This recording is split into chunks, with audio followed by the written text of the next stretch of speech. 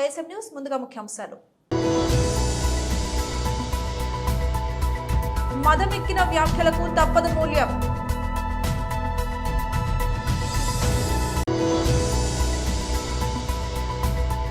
కేటీఆర్ మాట బండి సంజయ్ తూటా.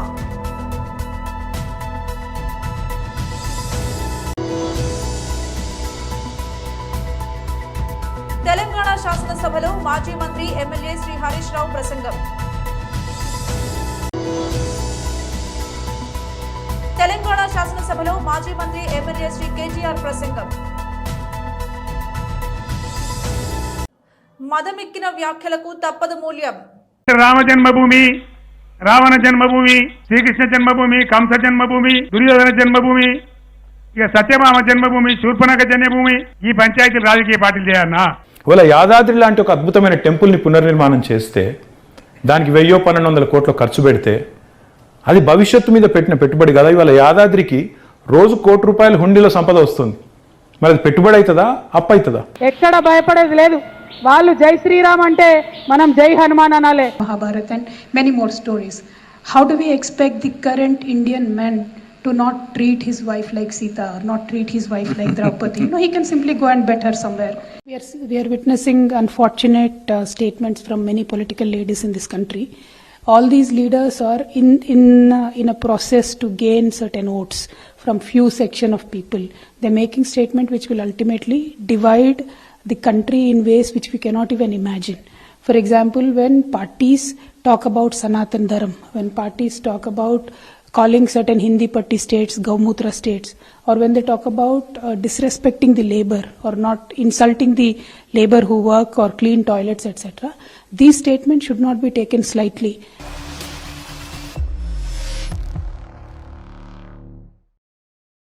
కేటీఆర్ మాట బండి సంజయ్ తూటా. పెట్టిన ఖర్చు కంటే పెరిగిన సంపద 10 రెట్లు పెరిగింది. సాగునీరు, గ్రామాల అభివృద్ధి వలన వాళ్ళ భూముల విలువ, తెలంగాణలో రైతు బంధు అందుకునే మొత్తం ఎక్స్టెంట్ ఎంత అంటే 1,52,00,000 ఎకరాలు అంటే పట్టా భూములు. మరి ఆ పట్టా భూములు ఇవాళ 5 రెట్లు, 6 రెట్లు, 10 రెట్లు పెరిగినాయి సంపద. మొత్తం లెక్క తీద్దామా ఎంత పెరిగిందో? ఎన్ని లక్షల కోట్లను లెక్క కట్టాలి నేను? అదేవిధంగా ఆ 1,52,00,000 ఎకరాల పట్టా భూమి విలువ నాకు తెలిసి కనీసం 5 రెట్లు పెరిగింది, ఇంకా ఎన్నో రెట్లు పెరిగిందని చెప్పొచ్చు. ఈ గవర్నెన్స్ కన్నా ఈ కొండగట్టుకు వెమ్లవాడ పైసలు ఇచ్చిండట ఆయన. కొండగట్టుకు వెమ్లవాడ అభివృద్ధికి పైసలు ఇచ్చిండట. చలో డీటెయిల్ రిపోర్ట్. ఇలా గ్రామాలు వైకుంఠ ధామాలు, మీ ముఖాలకి వైకుంఠ ధామాల పైసలు ఎవరిచ్చో తెలియదు మీకు. వైకుంఠ ధామాల పైసలు ఎవరి? 14th, 15th ఫైనాన్స్ పైసలు ఎవరి? కేంద్ర ప్రభుత్వం నేరుగా గ్రామ పంచాయతీలు నిలిస్తే మీ అయ్యా దొంగ సంతకాలు సర్పంచం బెదిరించి దొంగ సంతకాలు పెట్టించి ఇలా డైవర్ట్ చేసిండు. గ్రామ పంచాయతీలకు నిధులు విడుదల చేస్తే సర్పంచులు కూలీలుగా మారే పరిస్థితి ఎందుకు వచ్చింది? సర్పంచులు ఆత్మహత్యలు చేసుకునే పరిస్థితి ఎందుకు వచ్చింది? నేషనల్ వే పైసలు కూడా వాళ్ళే ఇచ్చిరట. బస్తీ దవాఖాన్ల పైసలు కూడా వాళ్ళే ఇచ్చిరట. కార్పొరేషన్ల పైసలు కూడా వాళ్ళే ఇచ్చిరట. ఇక్కడ ఏకగ్రీవంగా గెలిచిన సర్పంచ్ల పైసలు ఇవ్వలే, నువ్వు గ్రామ పంచాయతీల పైసలు ఇవ్వలే. సింగరేణి పైసలు వాడుకుంటేవి, అప్పు చేస్తేవి, ఒక్క నోటిఫికేషన్ ఇవ్వబోతేవి, నిరుద్యోగ వృత్తిస్తాను ఇవ్వబోతేవి. వ్యాక్సిన్ పైసలు కూడా ఆయన ఇచ్చాను. ఇప్పుడు అలా వ్యాక్సిన్ కూడా హాస్పిటల్ అభివృద్ధి చేసిండి. హాస్పిటల్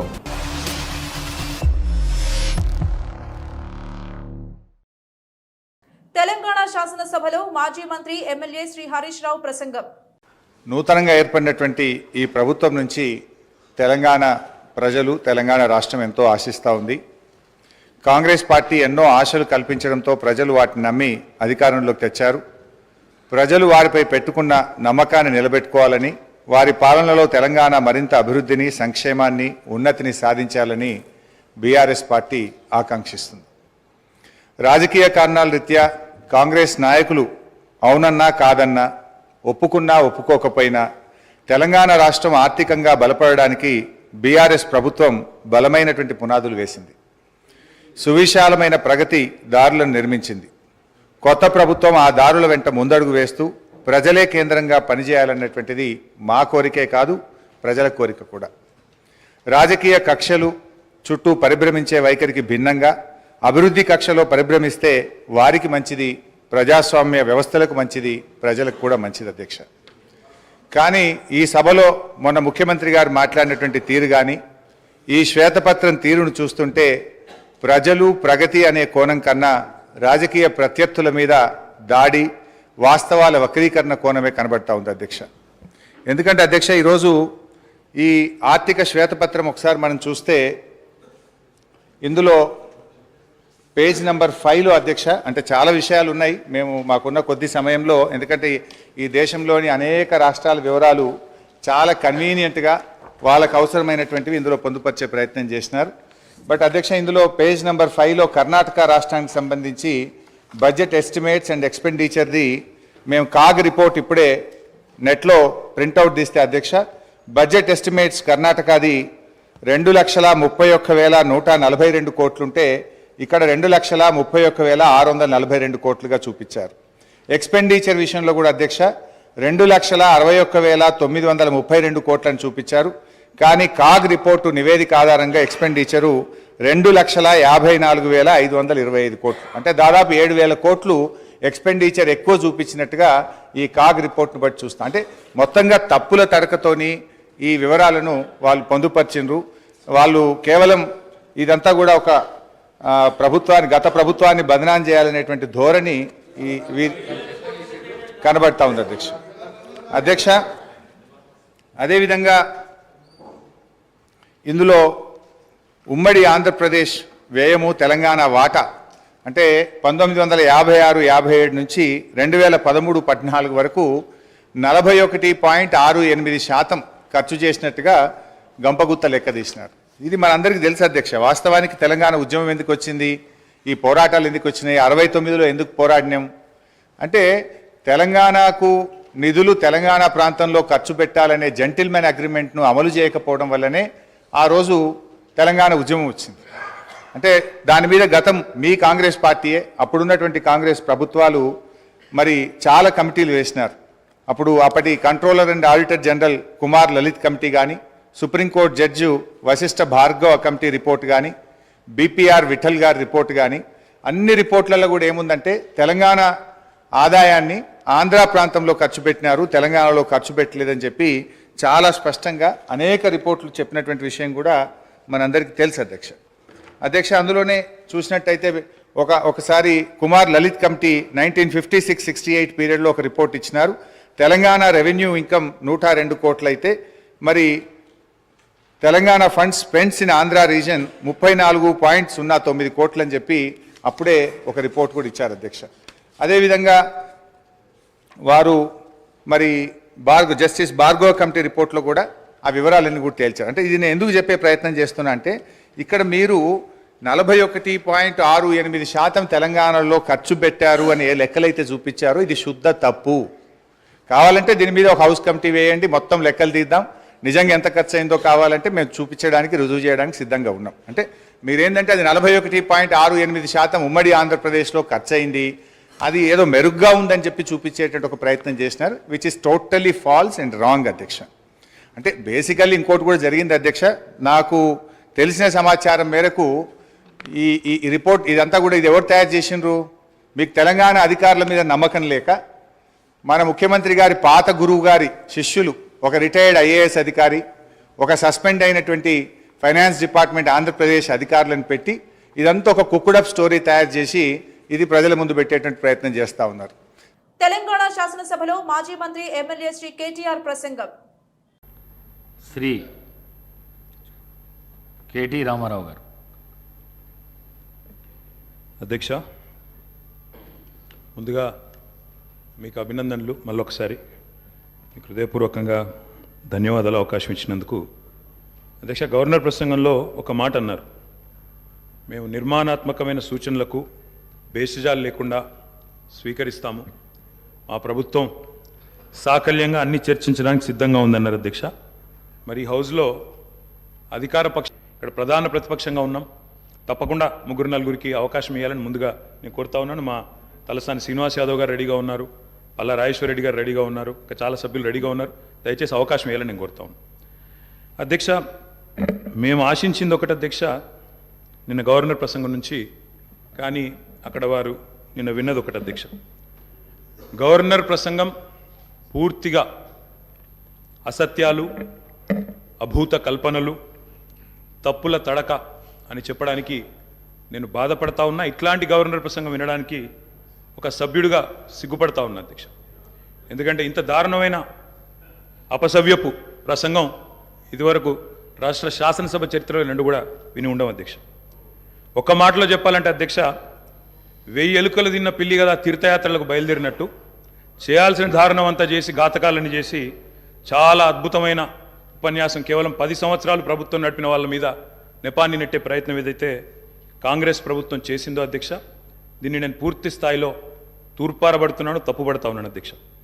అధ్యక్ష, ఈ దారుణమైన గవర్నర్ గారి ప్రసంగం చూసిన తర్వాత, గవర్నర్ గారి దారుణమైన ప్రసంగం చూసిన తర్వాత కాంగ్రెస్ పరిపాలనలో రాష్ట్ర భవిష్యత్తు రాబోయే 5 ఏళ్ళు ఎట్లా ఉండబోతుందో చాలా స్పష్టంగా నిన్న పూర్తి స్థాయిలో మాకు అర్థమైంది అధ్యక్ష, రాష్ట్ర ప్రజలకు కూడా అర్థమైందని నేను అనుకుంటా ఉన్నా అధ్యక్ష. అయినప్పటికీ వాస్తవాలు, ప్రధాన ప్రతిపక్షంగా వాస్తవాలు ప్రజల ముందు పెట్టాల్సిన బాధ్యత మా ముందు ఉంది అధ్యక్ష. కాబట్టి తప్పకుండా అవన్నీ కూడా చెప్తాను అధ్యక్ష.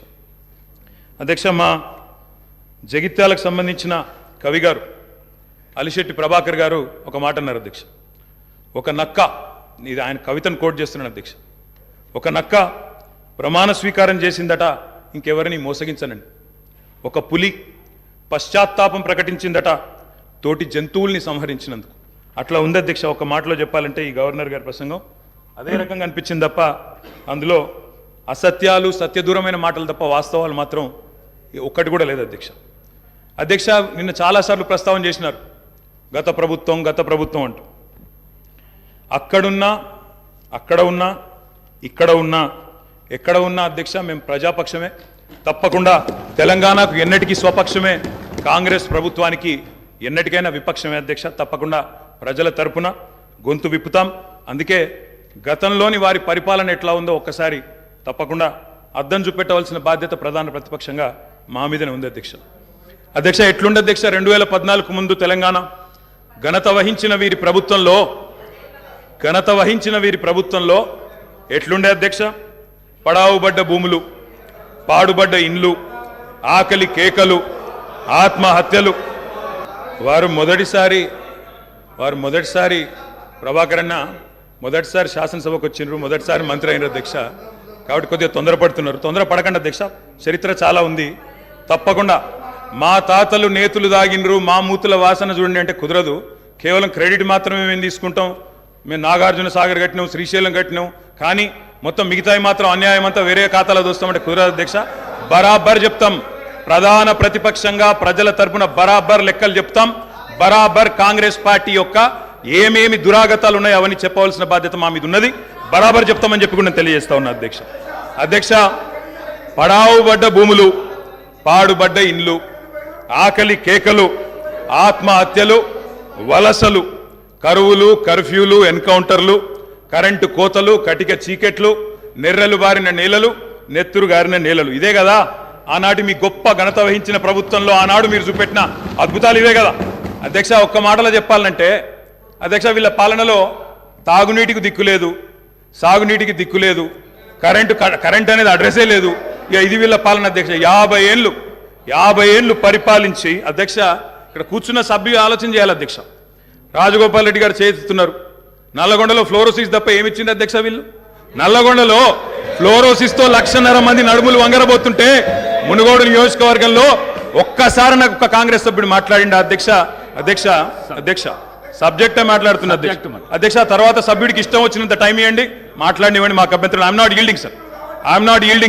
Not yielding. అధ్యక్ష, నల్లగొండలో ఫ్లోరైడ్ బాధలు, దేవరకొండలో పసిపిల్లల. సీఎం వైఎస్ జగన్ గారు ఏది చెబితే అది చేయడానికి మేము సిద్ధంగా ఉన్నాం. ఒకవేళ ఎమ్మెల్యే టికెట్ ఇవ్వకపోతే వైసీపీ జెండా పట్టుకుని తిరుగుతాం తప్ప మరో ఆలోచన ఉండదు. ఎవరు పోటీ చేస్తారనే దానికన్నా రాష్ట్ర ప్రజల భవిష్యత్తు మా నాయకుడికి ముఖ్యం. మంత్రి గుడివాడ అమర్నాథ్. పార్టీ ఒక నిర్ణయం తీసుకుంది. జగన్మోహన్ రెడ్డి గారు ఒక నిర్ణయం తీసుకున్న దాంట్లో 11 సీట్ల విషయంలో వారు నిర్ణయం తీసుకొని దానికి సంబంధించినటువంటి ఇన్ఛార్జీలను ప్రకటించారు. సీట్లు కాదు, ఇన్ఛార్జీలను ప్రకటించారు. సీట్లు అనేటువంటివి ప్రకటించినప్పుడు సీట్లు అంటే బీఫార్మ్ ఇస్తే సీట్లు అవుతాయి. ఇన్ఛార్జీలు అనేటువంటి ప్రకటనలో భాగంగా కొన్ని చేర్పులు అనేటువంటి చేశారు. నేను చాలా సందర్భాల్లో చెప్పాను, ముఖ్యమంత్రి గారు మా పార్టీ ఈరోజు రాష్ట్ర ముఖ్యమంత్రి, మా పార్టీకి జాతీయ అధ్యక్షుడు. వారు ఏం చెప్తే చేయడానికి మేము ఇక్కడ ఉన్నటువంటి వేదిక మీద ఉన్నటువంటి నాయకులను కానీ లేదా ఈ రాష్ట్రంలో ఉన్నటువంటి వైఎస్ఆర్ కాంగ్రెస్ పార్టీ నాయకులు కానీ కార్యకర్తలు కానీ వారు ఏం చెప్తే చేయడానికి సిద్ధంగా ఉన్నటువంటి వాళ్ళం. మాకు సీట్ ఇవ్వకపోతే ఇంకో పార్టీ చూసేటువంటి ఆలోచన కానీ, సీట్ ఇవ్వకపోతే ఇంట్లో కూర్చునేటువంటి రకం కానీ మేము ఎవరం కాదు. మాకు సీట్ ఇచ్చినా, మాకు సీట్ ఇవ్వకపోయినా, మమ్మల్ని పోటీ చేయమన్నా, మమ్మల్ని పోటీ చేయొద్దన్నా జగన్మోహన్ రెడ్డి గారి జెండా పట్టుకొని తిరిగేటువంటి రకం ఇక్కడ ఉన్నటువంటి వైఎస్ఆర్ కాంగ్రెస్ పార్టీ నాయకత్వం. సో ఇందులో ఏ రకమైనటువంటి ఆలోచనలు కానీ ఇంకోటి కానీ లేవు. మాకు మా 175 మంది ఎమ్మెల్యే క్యాండిడేట్ల కన్నా, ఎవరు పోటీ చేస్తున్నారనేటువంటి 175 అభ్యర్థుల కన్నా రాష్ట్రంలో ఉన్నటువంటి 5,30,00,000 మంది ప్రజల తాలూకా భవిష్యత్తు ముఖ్యం. మాకు జగన్మోహన్ రెడ్డి గారు మాకు పదే అనేక సందర్భాల్లో మాతో సమావేశాలు అయినప్పుడు చెప్పినటువంటి మాట అది. నాకు మీ అందరికన్నా రాష్ట్రంలో ఉన్నటువంటి 5 కోట్ల మంది ప్రజలు వారి తాలూకు భవిష్యత్తు ముఖ్యం. ఆ తీసుకునేటువంటి నిర్ణయాల్లో మీకు ఎవరికన్నా బాధ అనిపించినా నేను ఏమి చేయలేను. నాకు రాష్ట్ర ప్రజల తాలూకు భవిష్యత్తు, రాష్ట్రంలో ఉన్నటువంటి వైఎస్ఆర్ కాంగ్రెస్ పార్టీ నాయకులు కార్యకర్తలు లక్షలాది మంది వారి భవిష్యత్తు ముఖ్యం అనేటువంటి మాట చెప్పారు. మంగళగిరి నియోజకవర్గంలో టీడీపీ జాతీయ ప్రధాన కార్యదర్శి నారా లోకేష్ పర్యటన.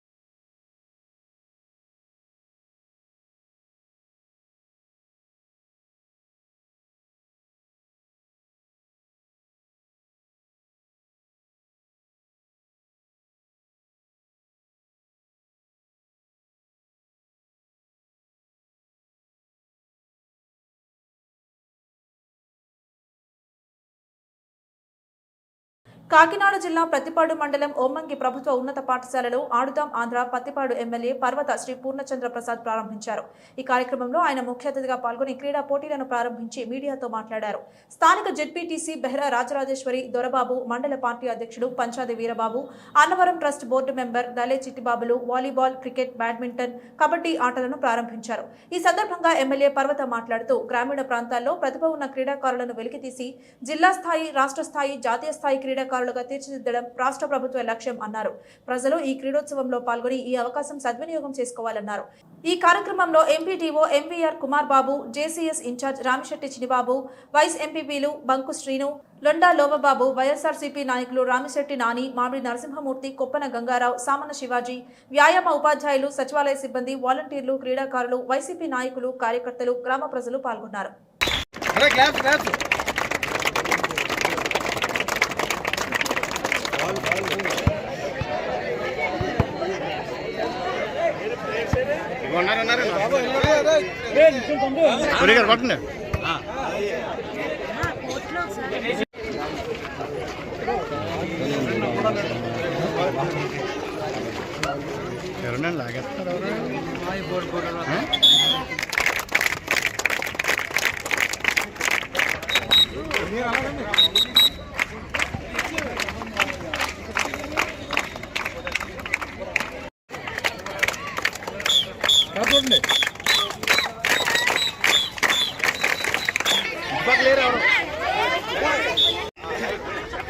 నరసరావుపేట వైసీపీ సీనియర్ నేత గజ్జల బ్రహ్మారెడ్డి పీసీ గోపిరెడ్డి శ్రీనివాసరెడ్డికి టికెట్ ఇచ్చినట్లు ఎక్కడ అధిష్టానం అధికారికంగా ప్రకటించలేదు.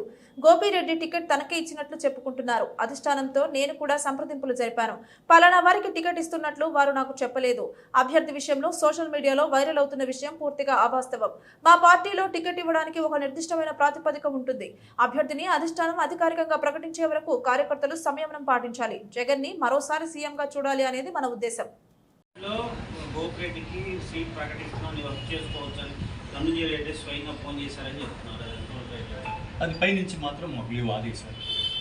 మమ్మల్ని ఇద్దరిని ఒకసారి కూర్చోబెట్టారు, నన్ను ప్రత్యేకంగా కూర్చోబెట్టారు, విజయసాయి రెడ్డి గారు రీజనల్ కోఆర్డినేటర్ గారు ఇద్దరిని కూర్చోబెట్టారు. బస్సు యాత్ర కూడా ఇద్దరిని కాన్ఫరెన్స్ కాల్లో పెట్టి ఎట్లా నడపాలో చెప్పారు. ఆ తర్వాత కూడా మీ అందరినీ ఎవరైతే అసంతృప్తిగా ఉన్నారో అందరినీ నేను ఒకసారి ఒక రివ్యూ చేసి మీకు నిర్ణయం నేను చెప్తాను.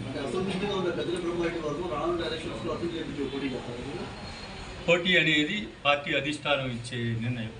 నేను ఒక్కడే కాదు, మాకు నా బీసీ, నా ఎస్సీ, నా ఎస్టీ, నా మైనారిటీలు అనే ఒక ఈ నినాదం ఉంది. ఇక్కడ నా స్థాయి వాళ్ళు, నాకంటే సీనియర్స్ కూడా నాయకులు ఉన్నారు. మా అందరికీ అర్హత ఉందనుకుంటున్నాం. పార్టీ అధిష్టానం నిర్ణయిస్తే మేము అర్హులు అనుకుంటున్నాం, సిద్ధంగా. నేను ఒక మూడు సంవత్సరాల నుంచి మా శ్రీనివాసరెడ్డి నాకు చాలా క్లోజ్ ఫ్రెండ్. ప్రతి విషయంలో కూడా నేను వార్న్ చేస్తూ ఉన్నాను, జరిగే అసంతృప్తి కార్యక్రమాల గురించి చెప్తూ ఉన్నాను. వచ్చే ఎన్నికల్లో గోపిరెడ్డిని మళ్ళీ ఇక్కడ ప్రకటిస్తే మీరు చేస్తారో చేయండి. పార్టీ అధిష్టానం ఏమి చెప్తే మా కార్యకర్తలు అదే చేస్తారు. పార్టీ అధిష్టానానికి కోఆపరేటివ్ సీట్ ఇస్తే చేస్తామంటున్నారు. అసంతృప్తి మేము అధిష్టానం సీట్ ఇస్తే మళ్ళీ ఆయనకే చేస్తున్నారు. మరి ఇది ఎందుకు? నాకు సీట్ ఇస్తే చేయడానికి అందరూ ఉన్నారు. మేము అందరం గోపిరెడ్డి గారికి సీట్ ఇస్తే చేస్తారా? పార్టీ అధిష్టానం చెప్తే లేదు.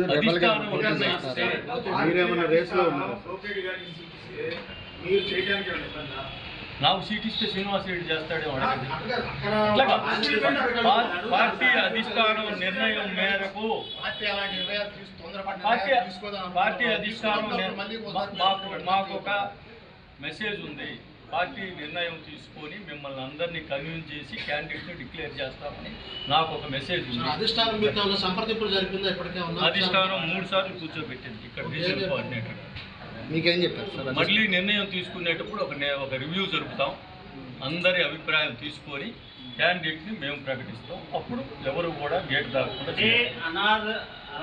అనాథరేటెడ్గా ప్రకటిస్తేనే ముఖ్యమంత్రిగా రాజీనామాలకు సిద్ధమవుతున్న నేపథ్యంలో మీరు గోపిరెడ్డికి అధిష్టానం సీట్ ఇస్తే చేస్తామన్నది ఎంతవరకు రైట్ అంటారు? మమ్మల్ని సంప్రదించాలి అధిష్టానం. మాకు ఇచ్చిన ప్రామిస్ ప్రకారం ఇక్కడ ఎంతమంది ఉన్నారో వీళ్ళందరినీ నోట్ చేసుకున్నారు.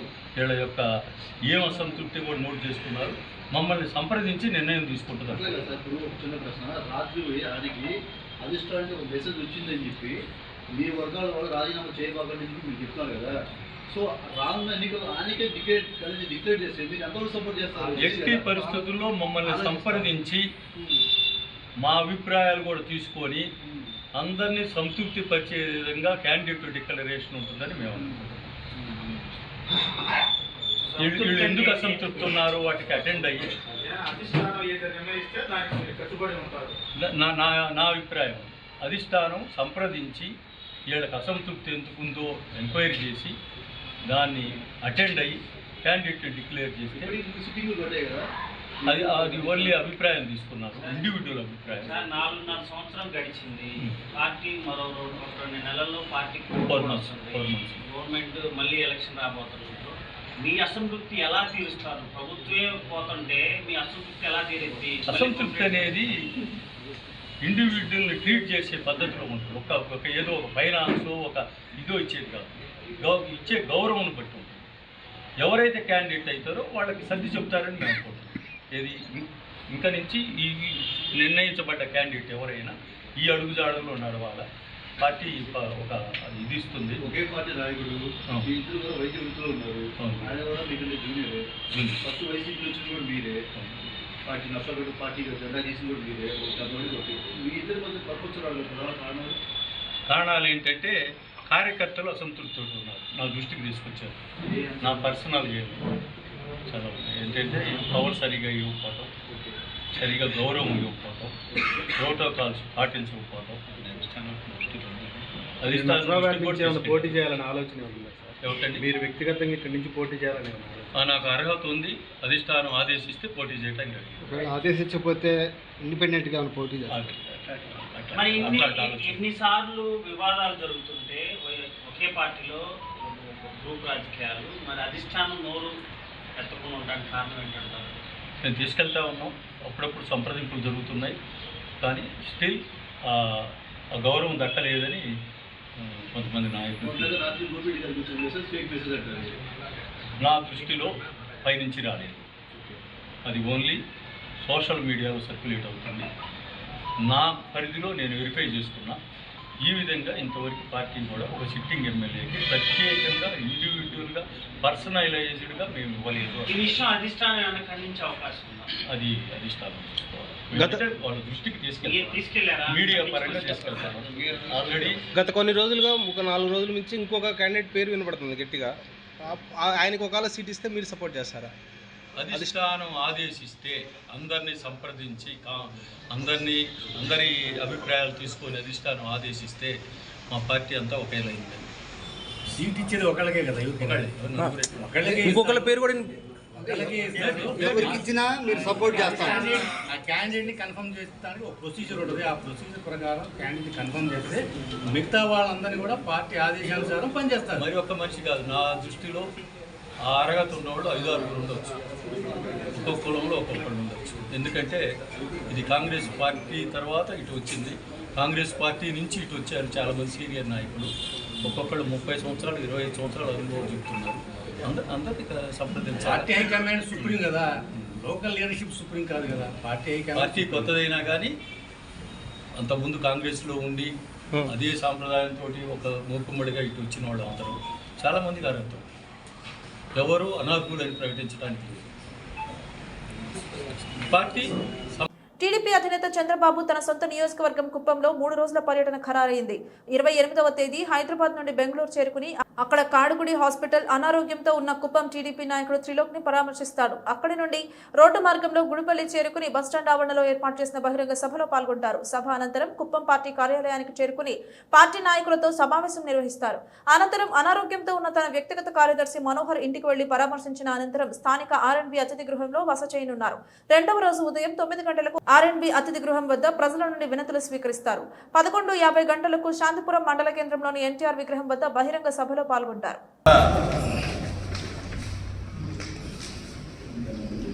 అక్కడి నుంచి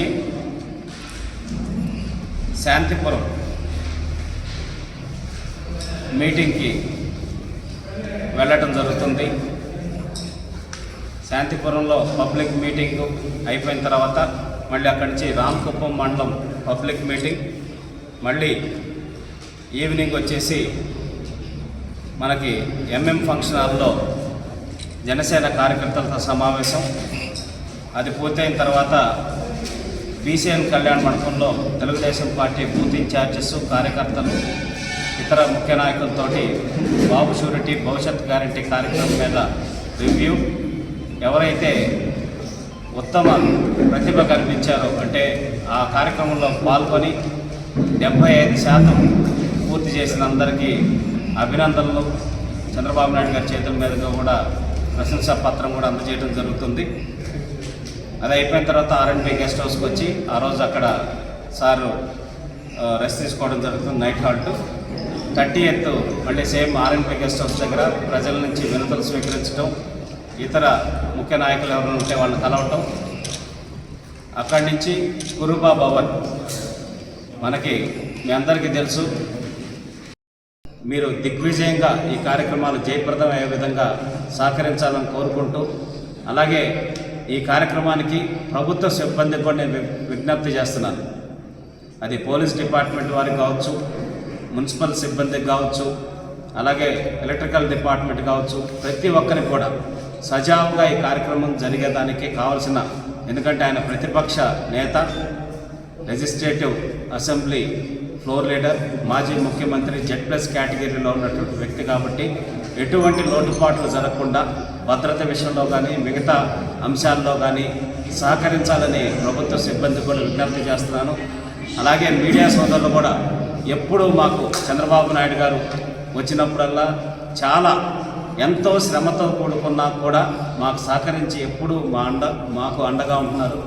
ఈసారి కూడా అలాగే మీడియా సోదరులందరూ కూడా 3 రోజుల పాటు ఈ కార్యక్రమాన్ని అన్నీ కవర్ చేసి ప్రాపర్గా అన్నీ కూడా పబ్లిక్ పేపర్లో కానీ సోషల్ మీడియా కావచ్చు, యూట్యూబ్ కావచ్చు, రెగ్యులర్ మీడియా ఛానల్స్, స్ట్రీమ్ ఛానల్స్లో కానీ అన్నింటిలో కూడా ఈ కార్యక్రమాన్ని ప్రాపర్గా ప్రజెంట్ చేసేటట్టు సహకరించాలని మీడియా సోదరులందరూ కూడా విజ్ఞప్తి చేసుకుంటూ ఈ కార్యక్రమం దిగ్విజయమై చంద్రబాబు నాయుడు గారికి 1,00,000 ఓట్ల మెజార్టీతో కుప్పాన్ని అందించడానికి మేమందరం సిద్ధంగా ఉన్నామని తెలియజేస్తున్నాం. వార్తలు ముగించే ముందు హెడ్లైన్స్ మరోసారి. మదమెక్కిన వ్యాఖ్యలకు తప్పదు మూల్యం.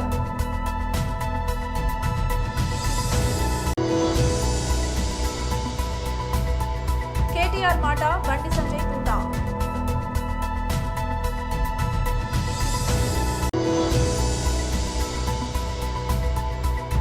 తెలంగాణ శాసనసభలో మాజీ మంత్రి ఎమ్మెల్యే శ్రీ హరీష్ రావు ప్రసంగం. తెలంగాణ శాసనసభలో మాజీ మంత్రి ఎమ్మెల్యే శ్రీ కేటీఆర్ ప్రసంగం. ఇది వాల్ట్ బులెటిన్. మరొక బులెటిన్లో మళ్ళీ కలుద్దాం. అంతవరకు సెలవు. నమస్కారం.